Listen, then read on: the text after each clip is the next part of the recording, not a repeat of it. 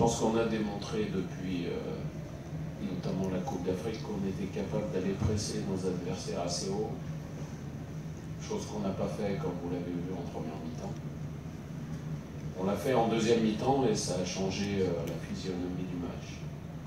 Donc il faut être capable de...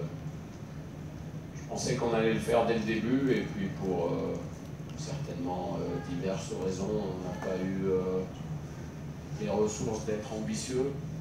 C'est toujours dur durant le mois de Ramadan de jouer à 5h30, c'est moi qui ai accepté, je pense que j'ai fait une erreur.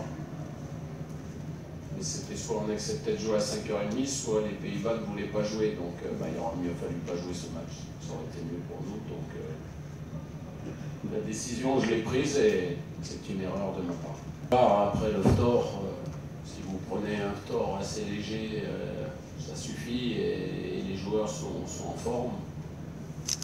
Tandis que là, quand vous passez toute une journée pour arriver au match, vous le savez mieux que moi, hein, c'est un peu plus difficile. Donc le problème ne se posera pas pour les entraînements, puisqu'on s'adapte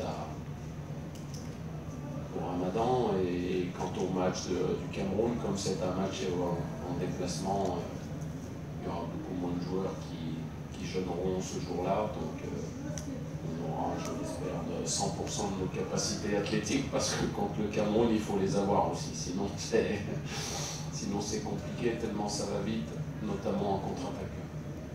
Mais on les aura. Bon, il y a plein de petits facteurs à prendre en compte. Il y a des joueurs qui n'avaient pas beaucoup joué depuis 2-3 semaines, tout ça. Donc ce match va leur faire du bien.